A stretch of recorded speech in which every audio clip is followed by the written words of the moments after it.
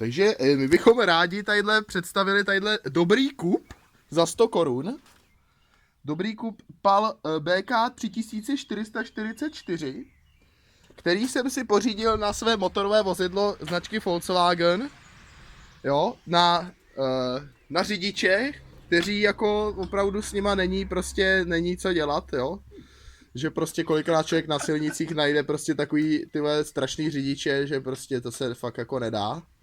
Tak jsem si pořídil tento akustický hlásič. Rád bych tady předvedl. Na lahodných 8 barů, který fakt dělá bordel jak kráva. Já si myslím, že to bude dobrý tohleto. Trainhorn prostě, jo. Takže velice jsem zvědav, právě koupím čínský kompresůrek a bude to sranda.